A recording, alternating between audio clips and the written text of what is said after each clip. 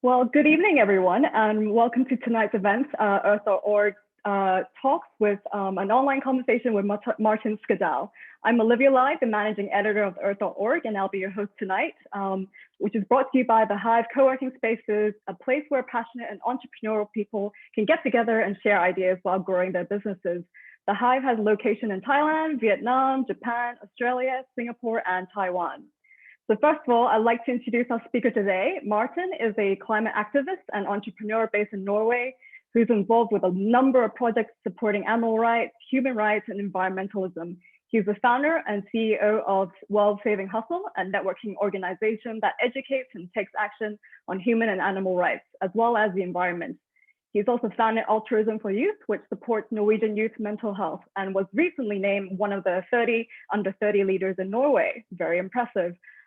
So we'd like to remind our audiences that there'll be a Q&A session after this interview. So please pop your questions in the chat box on Zoom here or on the Hive country pages on Facebook, and we'll be sure to field them to Martin. So first of all, thank you, Martin, for joining us tonight. We're excited to have you on and looking really forward to having a really good chat. So let's dive in. What first inspired you to be an activist in the first place, especially in the environmental area and in the climate space, climate change space, and eventually to make it as your full-time career right now? Yeah, cool. First, thank you so much for having me on. I really appreciate it. And yeah, I've also been like an Earth.org ambassador for some time now, which I'm also grateful to be. So it's good to be amongst the people working like across the globe and so on, and not only here in Norway. So yeah, to the first question, what inspired me to be an activist and so on, especially within the environmentalism movement. And for me, it started with human rights, basically. I've always cared about human rights, or like since I was 12 years old, when I learned something in school about like World War II and so on. I grew up in a very like international street where we had like people from all over the world. So when I first learned about how some people were being like basically tortured and killed and so on based on their religion or color or like whatever, that really blew my mind. So so I really cared about human rights for a long time. And then when I got older, I wanted to check out what I wanted to find my place into where I could help human beings, basically. And so I researched different world issues on how humans suffer. And one of them was climate change. And I actually didn't know anything about climate change until I was like around 20. So like I heard about it, but like like nature is kind of having a tough time, blah blah blah, but I didn't really know how bad it was, or like, and that I could actually make a difference myself. So around my 20s, like in the early 20s, that's when I'm still in the early 20s, I guess, or in the mids. I'm 25. So but that's when I really went deep into environmentalism and so on. Because I could help humans. But of course, then I really fell in love with like nature and animals as well, which just like gave me many good reasons to get involved with environmentalism and become an activist, as you said. And was it difficult to make the choice to make it as a career instead of just like a part-time activism? Yeah, exactly. So it was kind of like, in the beginning, when I was doing a lot of research and so on, I felt that like I've never been really good at school and so on. So I also didn't have like much confidence in that I could make a difference as an individual. So what I decided to do was that I found all the organizations like NGOs in my city in Bergen in Norway, which worked for like environmentalism, animal rights, and human rights. And I told them that like I have time and money, basically. So like I just want to work for free to learn from the people who have been spending many years working with environmentalism, for example. So then I actually just started working with that full time, because I was using my spared, like my saved up money. Mm-hmm. And then when I ran out of money, I was really lucky because I had grew a following on social medias and so on, and became like this low-key like green influencer and so on. So I asked the people who followed me, like basically like, okay, it's been some nice months. I've been working full time to protect like nature, animals and humans and so on. But now I'm running out of money. So I think I should begin study or get a job or something. And then a lot of people were actually just like, no, just like start a Patreon and so on, which is like a crowdfunding page for people who give value to the world but doesn't get any money for it basically. So then a lot of people started donating to me, and I was just super lucky. So then that was enough for me as like a minimalist, and like I'm vegan also. Like I don't use a lot of money, kind of. I'm also really aware of like fast fashion and so on, and don't buy many new clothes and so on. So it was enough for me to live, kind of. And then it just started to then I really had the opportunity to do this full time and so on. And then later on, I was also just really lucky to like the following on social media became bigger and bigger, which then did that I like a lot of people requested me to hold like public speaking events, for example, or they want to do brand deals with me. So now I'm also cooperating with some organizations and brands which are really within my values. So for the ones who are like, hey, we want to give you like a free watch and you can have like Martin 15 to swipe up to get a discount code. I don't cooperate with them, but I cooperate with like Amnesty, Human Rights Watch, Friends of the Earth Norway, and so on. And then for real, it just became into like my full-time thing. And also because I started two organizations though, of course. Yeah. So you mentioned earlier, being a green influencer, and you mentioned, you're really careful about picking who you collaborate with. What does it actually mean to be a green influencer, and what does it actually entail? Yeah. Okay. So there are many influencers out there, right? Like, and then I guess an influencer is just like people with somewhat great following on social media and so on. And many influencers, like when they do deals and so on, they can do like deals with like whoever gives them money, basically. Or like maybe they have, like maybe there are what can you say, like makeup influencers, for example, like they are really into makeup and do deals with like makeup brands and so on.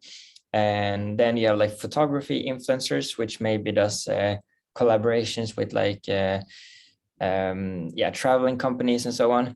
And then green influencers are like kind of influencers who try to influence people in a good way for like nature, animals, and humans, and so on. Or maybe mostly green influencers, like for environmentalism. So that's like you have the zero waste influencers; those are like green influencers.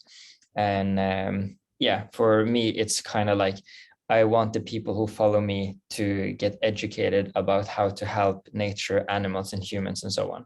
I don't want them to go spend unnecessary money on things which have been produced in a ethically bad way or bad way for the environment and so on. So like I'm really aware of the consequences of the choices that we have, because all choices we do have consequences, right? But it's not that many people who think about the consequences and so on. So that's the way I view it, at least. That's kind of perfect kind of leadway into your organization, one of which is World Saving Hustle. Can you talk more about the origins of it and what made you decide to start a group that is all about networking and connecting people? Yeah.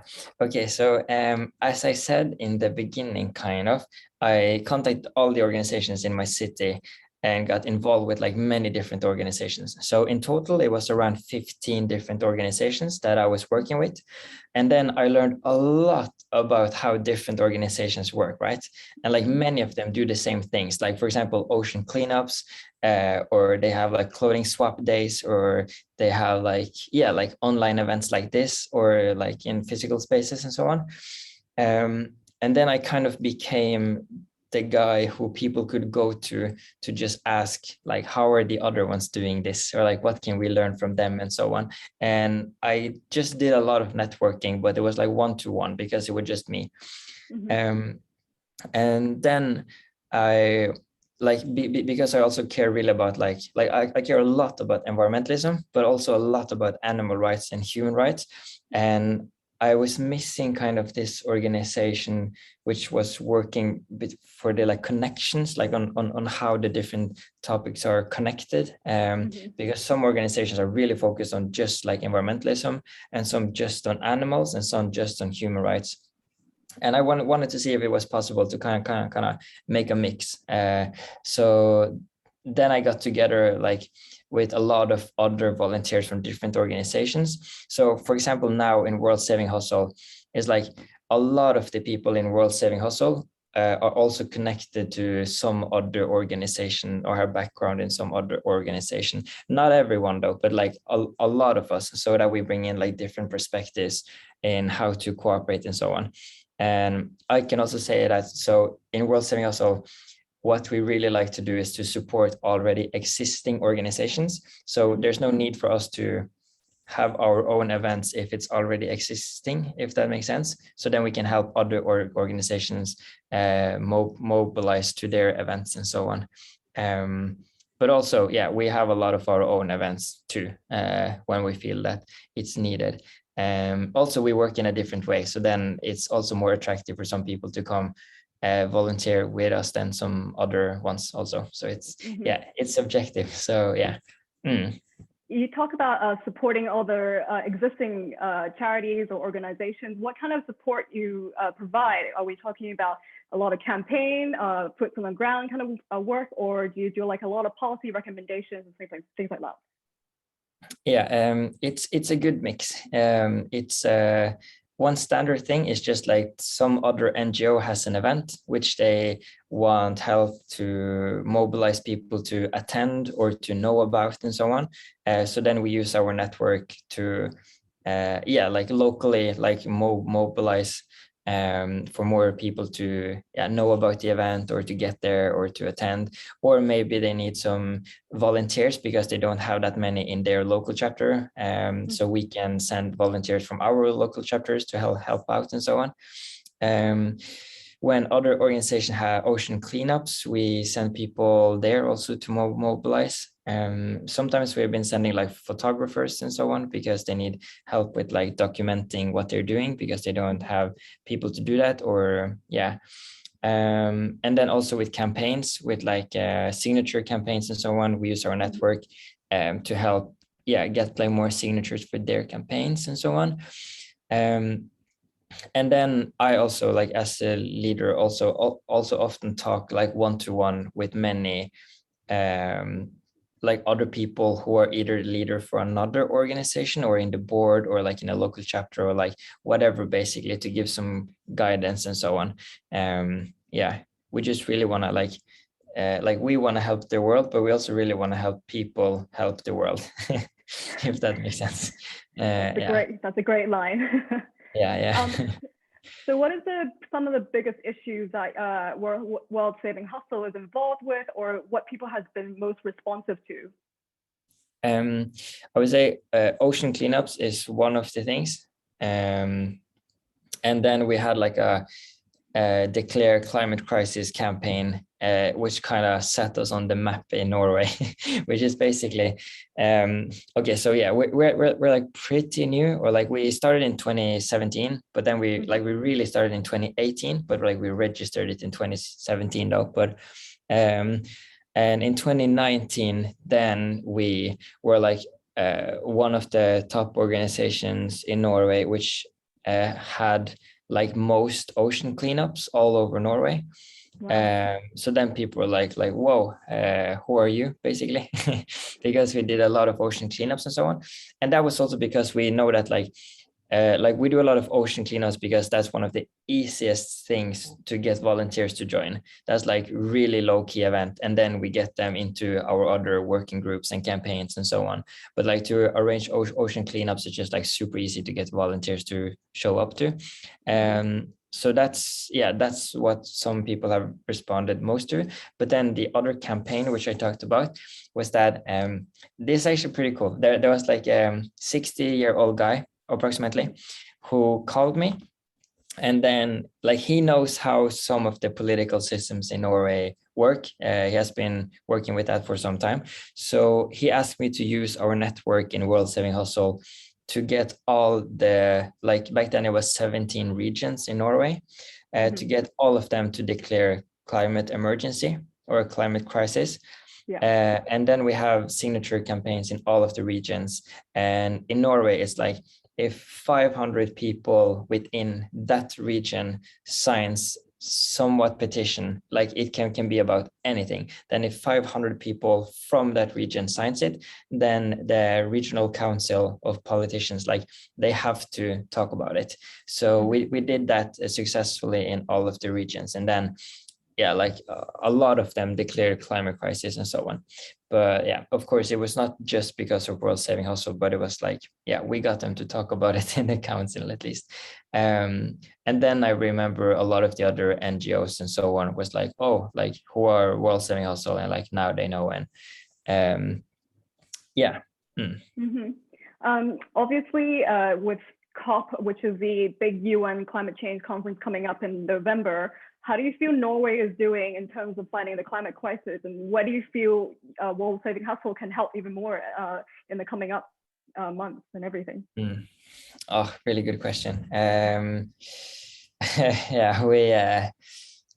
Norway is, I'm not sure how the world view Norway and so on, or views Norway. I guess it's a bit different, but we are for sure a bit behind. Like most of the Nordic other countries and so on have really like reduced their like CO2 emissions and so on. Norway has not, or like just a little bit, like just and we still have a lot of the like main politicians and so on which wants to continue the with oil and everything. And right now there's also like in World Saving Hustle, we also have a campaign for deep seabed mining, because they just found a huge path outside here in Norway, which is worth like around $100 billion approximately. Wow, I guess okay. So it like a lot. So they feel that they have found a new oil, which is really scary, because then it means that there's a lot of power into getting the deep seabed mining started like ASAP and so on. But all the NGOs, like including World Saving Hustle and so on, we're working against to, like we need a lot more time to do proper research and so on to do that. So that's one of the things that we are doing to kind of push the government to maybe like attend, like have a better attending at like in COP, for example.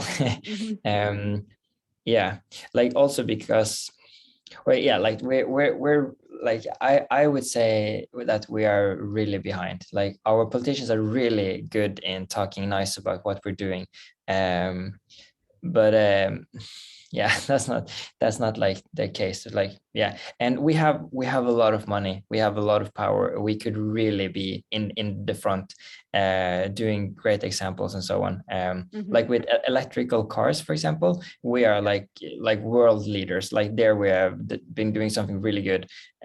So there's a lot of electrical vehicles in Norway, and we're really trying to phase out like the other ones, but but that's like just a little thing. And also when you drive electrical vehicles, like this just the same amount of microplastics from the vehicles, and like it's not necessarily good to have everybody drive around even though it's electrical vehicles. So that's some of the answers, I guess. So what do you think is the best way forward for Norway? How do you want to put pressure on the politicians to kind of stop these kind of oil exploration in the Arctic areas or in the Nordic countries? I think the main thing is to continue like to like bring attention to like the science which have been done and so on around like the consequences if we continue, because the science and so on is pretty clear.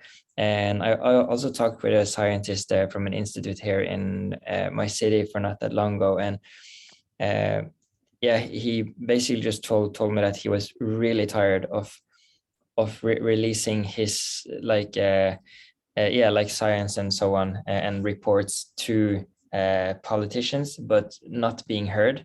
And like, because there's scientists don't have like people to lobby for them, kind of, but the companies who want to do like oil and like deep seabed mining and so on, they have like a lot of money they can put to do a lot of lobbying and so on, but the scientists don't, or like they have us like NGOs, which can really like try our best to spread that information and also out to the public and so on. Yeah, so I would just say, yeah, continue spreading the word of like science in many different ways. It takes a lot to like change the opinion of politicians sometimes, but most of them, or like I guess all of the politicians from left to right and like everything, like they really just want what they think is best for everyone, right? So it's just to get this important information to them also. Yeah, and just to really continue work hard and so on. Yeah.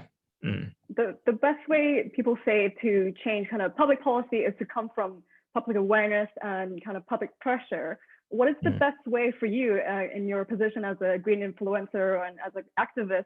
What is the best way to encourage people who are probably not interested or apathetic to these issues, or even to people who don't believe in climate science? How do you encourage them to get involved and at least learn a bit more? Yeah, great question. Yeah, so the way I'm working with it is first and foremost to just team up with everybody who agrees kind of already, because then we have like a really strong team. And I know that there's like a lot of people who actually like sit home alone and they really care about these issues, but they haven't like found their place yet. So when we just gather the troops kind of people who already agree, that's like one really good thing, because like I've seen like in past history and so on also, that it really needs like we need to mobilize like the masses, and like when many people agree, then it's like easier to agree to it. If you haven't like really paid attention to it, or you don't know, like, or if you don't like, you really just don't care, like you just want to live your life, you don't give like, yeah, like you don't really care about climate change or anything, especially like if you live in Norway, because like a lot of us will like that live now will not feel that much effect if you live in Norway, kind of like we have it like super good. So like I like to view it as like that there is like different like puzzles and so on, like there's so much different information out in the world, and like everybody like we have our own filters of how we like consume that information and so on. Like an example, like we can all see the same documentary, but after the documentary, like some people could be like, shit, like I'm turning vegan right now because this like crazy, I can't believe this. While some other people will view it and be like, that's totally like bullshit, like that's not true. What is this about? And some people like my dad, for example, we watched a horrible documentary about animal rights together, and then he just said like, yeah, but this is not happening in Norway, I don't care, I will still eat all of my meat and blah blah blah.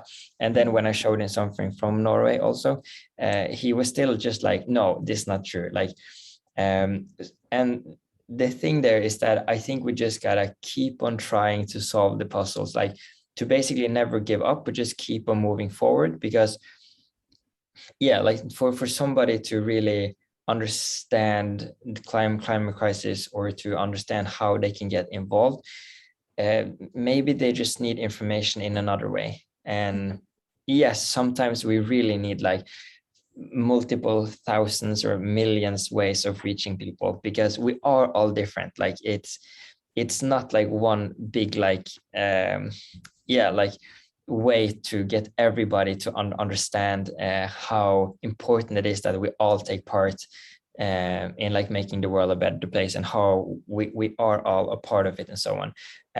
So when it feels hopeless, it's like just continue, and maybe like, okay, like move on from that person. If it didn't work, then go to the next one, just go to the next one, and just know that you are also just learning a lot more. And just like, yeah, so if somebody's being really hard, just don't, like, my opinion, unless they're really, really important people though, then just move on. Yeah.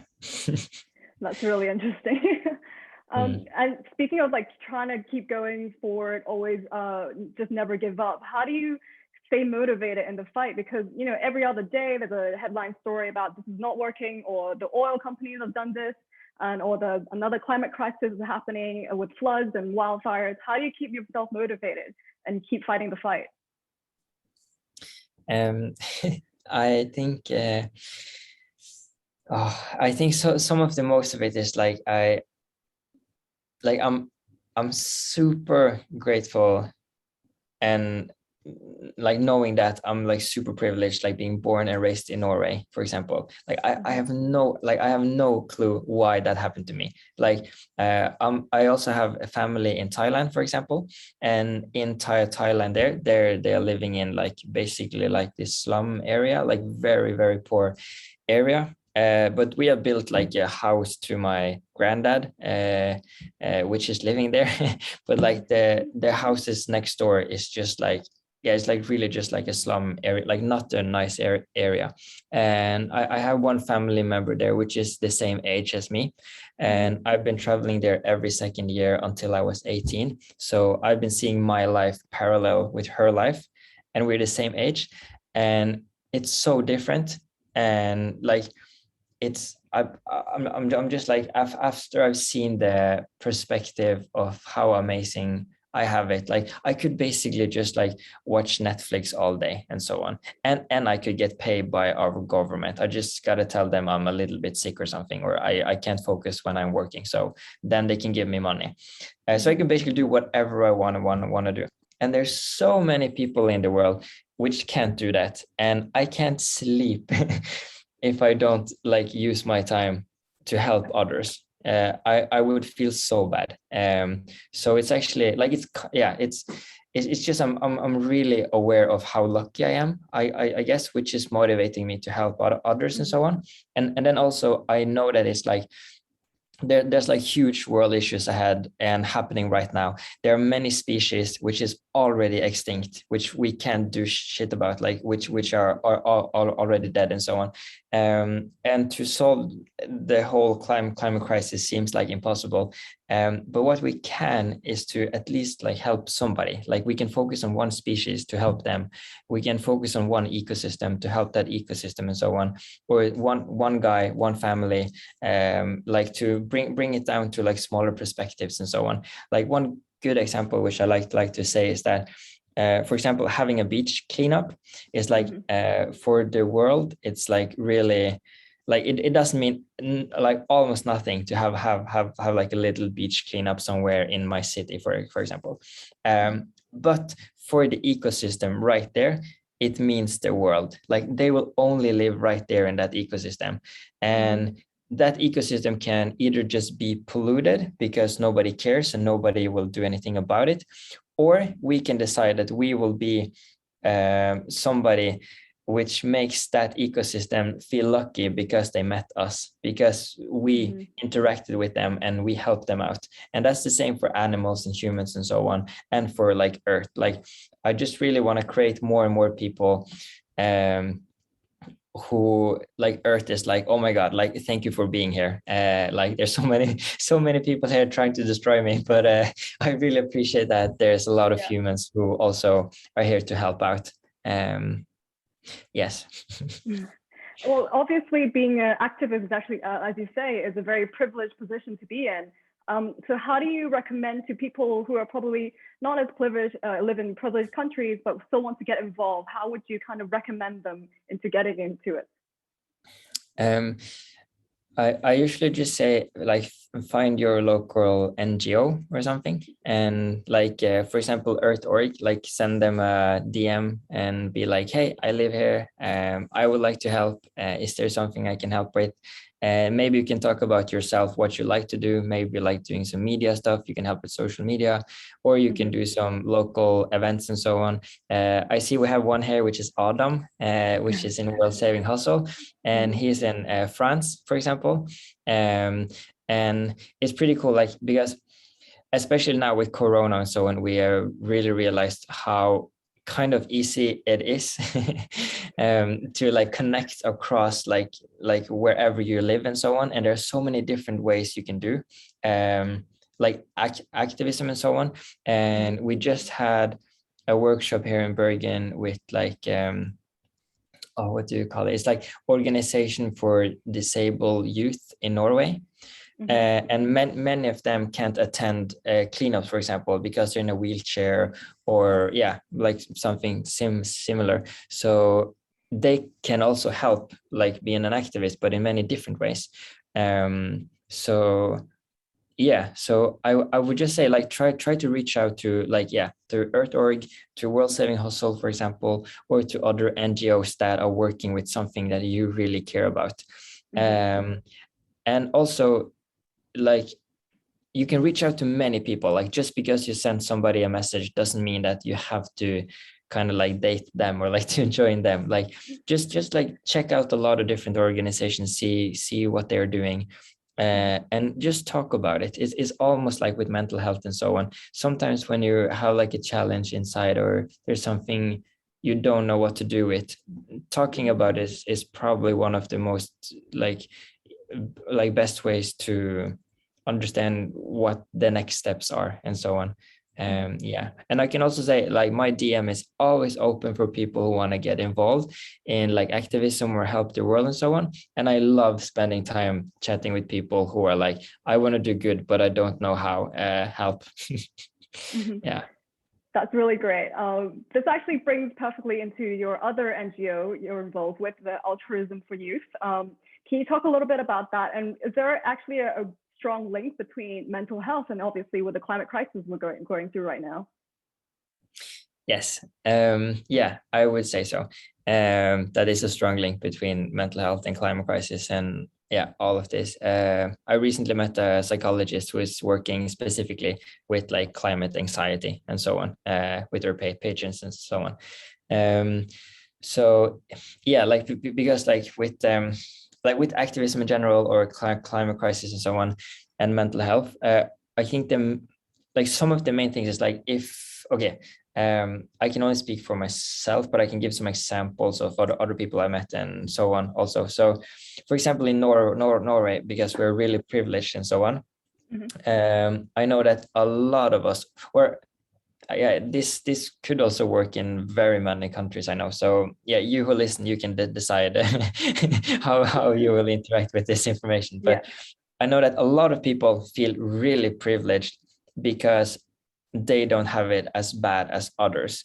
And then when you become an activist, it's really easy to always set other people in front of you or like nature or like future generations and so on, that you put them in front of you of like, I want to help them.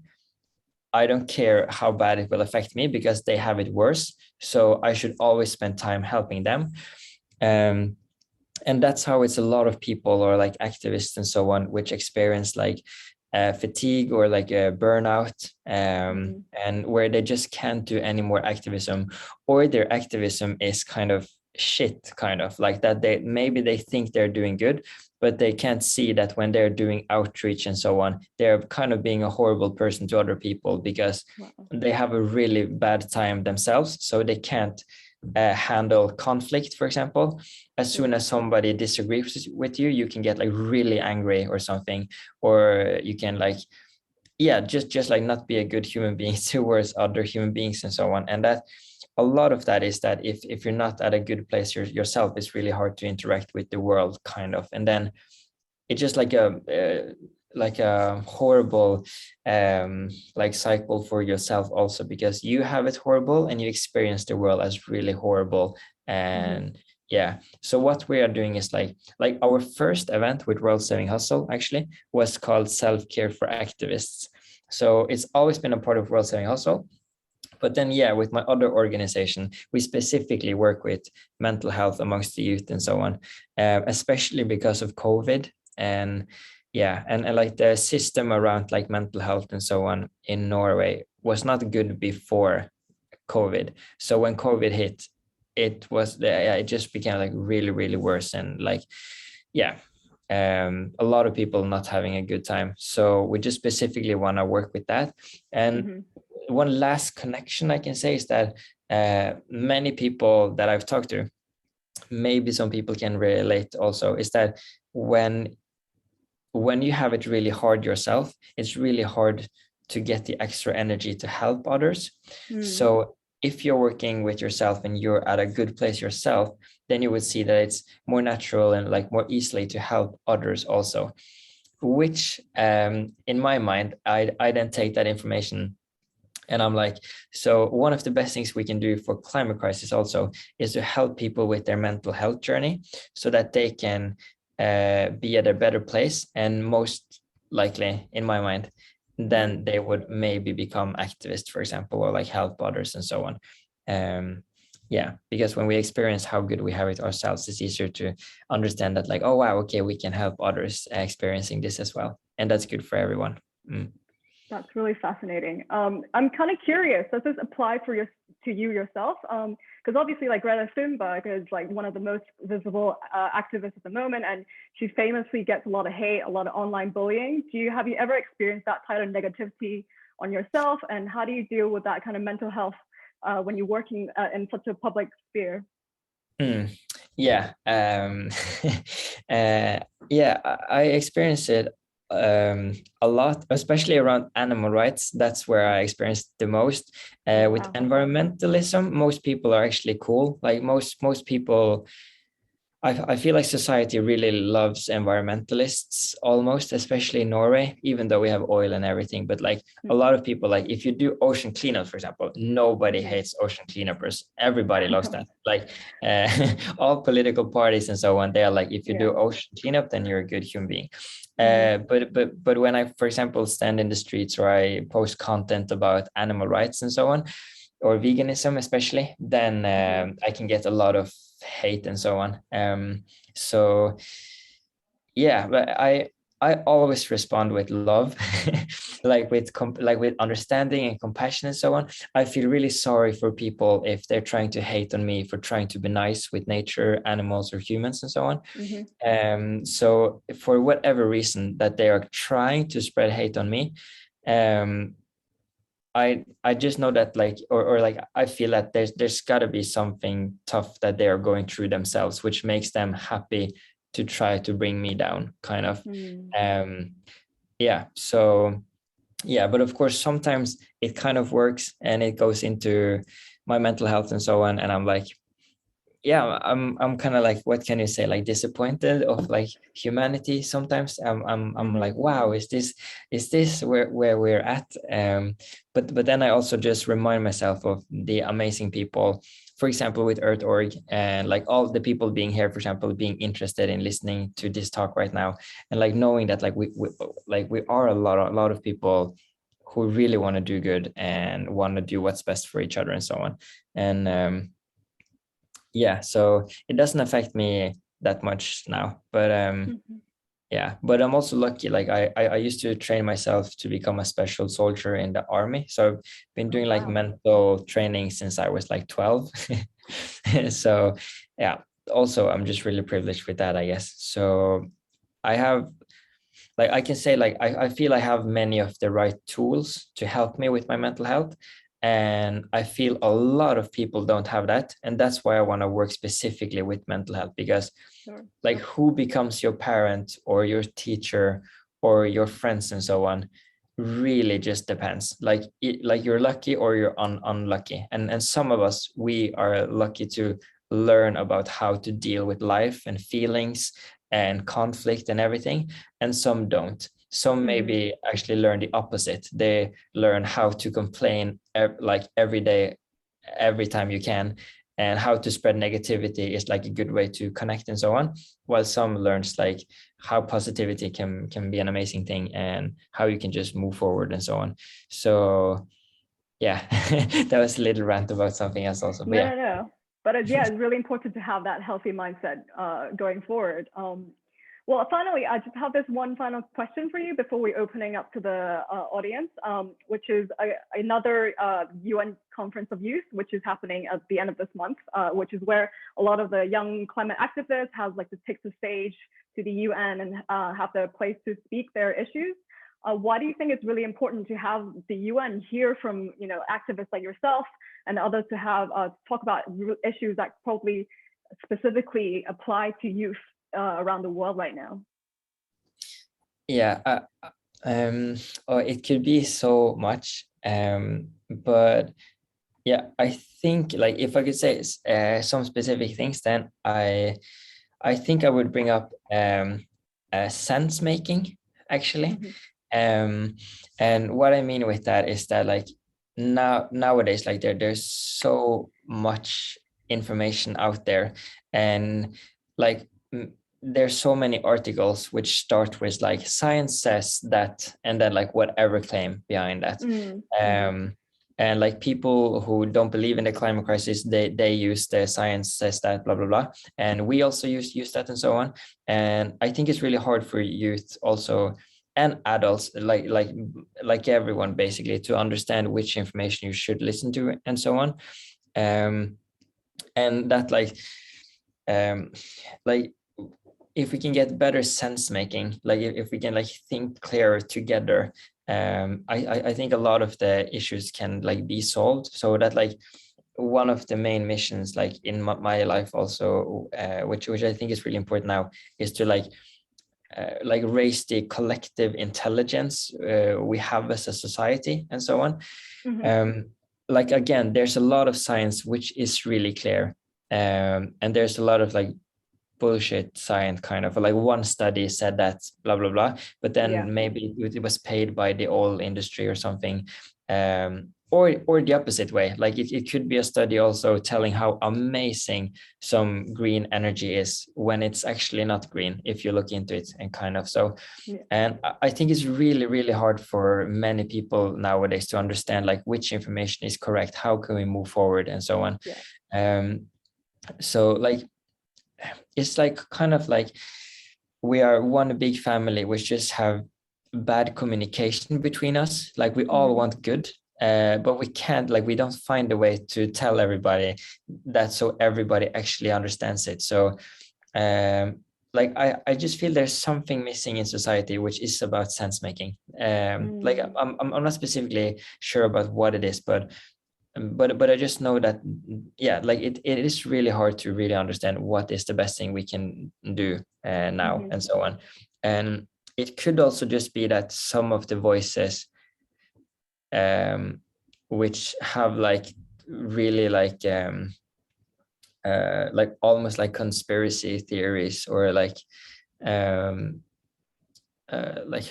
how can I say it? Like there's been sometimes like I think Trump maybe could be an example, I'm not sure, but like of somebody who has a very important position and so on, and who influences a lot of people. He is a big influencer. So like in how somebody with that position still can say so many things which goes against what science is really clear about what's actually true. And I think that really confuses a lot of people. So like better sense making, and like if we could collectively try to like bring our intelligence higher up as a society, something like that. Great. So to the first audience question we have, so you're obviously based in Norway and your organizations there. How would you recommend other people worldwide can connect with you and kind of achieve more global campaigns together? That's super cool question. Okay. Because like I just gotta say, like we have a goal of being international because we want a global perspective, because we need a global perspective to solve like global issues and so on. And that's why, again, we have Adam here from World Saving Hustle France, for example, which is on Zoom here now. And we have like a chapter in India, and we're starting one up in Egypt right now. So we are actively looking for kind of like, what can you say, like test chapters around the world to see how we could work together. But it doesn't mean you have to start World Saving Hustle. Like it could also be if you're in another organization, but you want to connect. Then like it's just send us an email or send us a DM on Instagram, for example. You can send me a DM on Instagram also. Like just find a way to connect where you prefer it. Yeah, and let us know like what you would like to do and so on. But what we most of the time do is just take a one-to-one Zoom call, and then we just chat about it to get to know each other better and so on. Yeah, but again, if that's not what you meant, kind of, or if you just want to make a difference globally and so on, it's like connect with your local or organizations there, and at least just talk with them about what you care about, and if they are working with it, or if they can guide you to somebody else or something.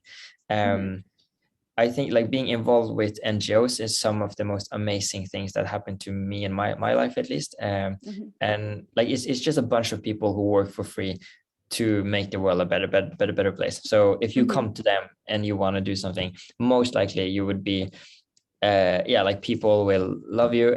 They would appreciate you a lot.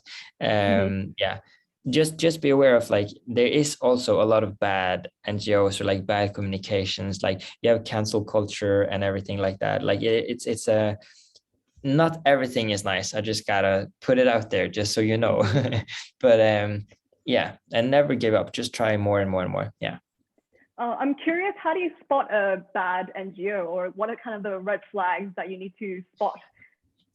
Yeah. Okay. One red flag I'd say is if some like or it can be a red flag, or it can actually be really what can you say, like interest, like a good experience is if somebody is canceling somebody else. Then really ask like, why are you canceling them? And then, at least in my experiences, many people don't know why they're canceling people or organizations. They just know that other people did it, and that's why they want to do it also. And then if their argumentation is like, no, they're just really bad, or like, we don't like the way they work and so on, then it's like, okay, but can you explain what specifically is it that you don't like? Because it could be that they are actually correct, that you kind of should cancel them, or like you shouldn't work with them because they are the bad actors, they are the red flag. But yeah, it's a lot about communication and so on, I'd say. Also, it's really easy to become a leader within NGOs. Coming from a leader myself, like for an organization, like everybody can start up their own organization, or almost everybody can start up their local chapter and so on. And one thing which is a bit like which I've seen sometimes, which is really hard to deal with, I gotta say, but is when leaders they take their role as a leader like really like seriously, like I am the leader, like I decide what's going on here. And that makes other volunteers in the local chapter or in the organization not wanting to work with them and so on. Yeah, I've also seen a lot of like leaders for also like bigger organizations and so on, who has maybe they've been the leader since the organization started and so on, and they've made it that way so that nobody else can become the leader and so on. That's not necessarily bad, but like it could also be bad. Like it's yeah, like you just really gotta figure out, like, are you actually doing a difference together, or are you just like a group talking about climate change and so on, like internally and so on. But like hosting events like this is really good, because then you reach out to more people and so on, just to be clear. But yeah, and then also like I like civil disobedience, also like Extinction Rebellion and so on, and so some of their actions are I think really good, but there are also some like extremists in some of the movements and so on, which just join to destroy stuff and like to and say like it's because the climate, but it kind of doesn't make sense, because they're just destroying the everyday life of like many people, and like yeah. So like just be careful a bit. And also when you get into activism, it's be careful to not go into the extremist communities and so on, which can be easy when you really feel that like the world is going under. You need to do everything you can. Yeah, so it's not easy, but I hope some of that maybe can inspire to some red flags possibly. And then talk with your other friends about it, or like, yeah. Sure. We have a question here about so what is the environmental policy that you feel very strongly about? I mean, you obviously mentioned about the human rights stuff and the deep sea mining earlier, but is there kind of like an overarching policy that you feel very strongly? No, like as a specific case that's going on now, or I'm not sure if I understand. No worries. Is kind of like globally, you see something that you probably feel very angry about that no one's doing anything about? I think like what's taking up my time right now, I think is maybe like deep seabed mining and so on. And because like what's the main thing there is that like there's been a lot of research ish, but not like nearly enough. And like I can give example from Norway at least, because in Norway our politicians, they went out and they said that like they think that maybe in the like I think it was like from 4 years now, that maybe they can start doing the drilling and like starting then to do everything. And they have released a plan, but then the scientists in Norway and so on, like the Norwegian Environment Agency, and like there's also an institute in Bergen in my city, which is existing of like it's the center for what's that in English? Basically for deep sea. Okay. And yeah, so like all of the big like scientist organizations in Norway and so on, and like governmental organizations and so on, they have went out and said that the plan that the political parties are saying that they're going to do in Norway is like it's super short. Like we need much more time to understand the actual consequences of doing this. Like the danger of starting too early is like it's really high.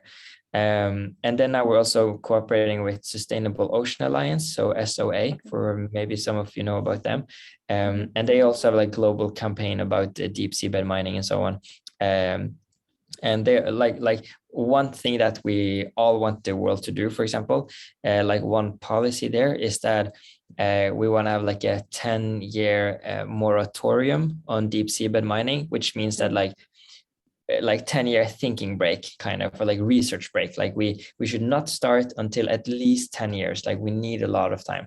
And what's amazing is like Fiji, which actually have access to even more minerals than we have in Norway, they have said that they are going to have a 10-year moratorium. So they are moving forward. Wow. Yeah. So that's really good. So good things are happening, but we need more places to join that, basically. Sure. Yeah. We have a really interesting question about how do you manage to gather funds for your organization? Do you, if you incur any expenses like running events or paying to your staff?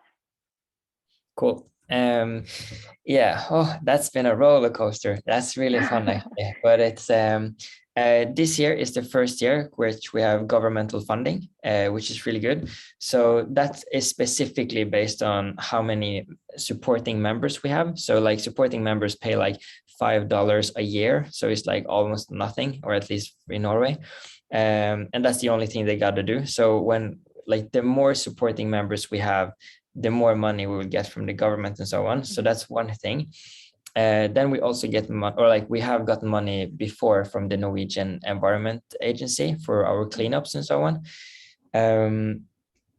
Yeah, and like for the, okay, so the money from the government is money we can use at the office, which I'm sitting in now, and we can use it to hire people and so on. We have one or like we have only one, or like we have like multiple small, like we give like a little like a little sum of money to our local chapters, like local chapter leaders and so on. But we only have one people in a paid position. That was a really bad English sentence. I'm sorry, but I hope you understand. Yeah, but she is in a 30%. So she doesn't work full time because we don't have that much money yet. Me personally, I've been doing it for free for since it started, but I got a little project fund, which is not much, like $2,000 or something, which is the total I've gotten from World Saving Household since like it started. Because I get my money elsewhere from doing public speaking, from my influencer game and so on. So like I don't need any money to do this right now. But it's most easy to get money to projects and so on. And again, I think we're just really lucky. Like now in Norway, we also just got like 160, like $16,000 that our local chapters can use, and only our local chapters. Like we, as the admin, we can't use it. Like that's illegal. So it's just for our local chapters. Like I see now, Johanna is also joining here. She's the local chapter leader in Stavanger, which is a city here in Norway. So she can use that money. I cannot. Or I can if I take on the Bergen hat of the local chapter, which I'm also part of. So yeah. And then the banks, they also have like a lot of money which you can apply for. Like Lush, like that soap company or something. You can apply that. They are like a charity pot. SOA, Sustainable Ocean Alliance, we have a grant from them right now. So there's a lot of different ways to get funding, actually. And right now we have applied a big amount of, not that big, but we have applied amount for, it's from somebody called Grieg Foundation. And if they have, like, people can get money if they have a strong connection to Norway. So we are trying to get funding so that Adam here in World Saving Household France, for example, so he can get money to also do more activism and so on. But we cross our fingers that we'll get it, but we'll see. Do you have any plans to expand at the moment, or how do you plan to move forward in the future? Yes, it's just, but just to be really honest, Corona has been really hard. So we are kind of in like a build up phase again. We lost a lot of volunteers and so on in Corona. So we're just like trying to get that back up. So we just really got to focus on ourselves, just like a little self-care for the team we have now, to find out how we can build ourselves up. But we are slowly expanding also. So if there's somebody out there in the world which wants to start a chapter, we are really interested. Like we really would love more perspectives in the world and so on.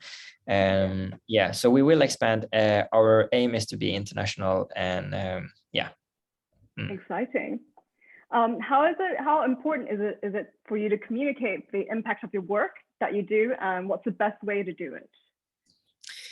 Okay, that's really important. And I think the way to do it is to document your journey.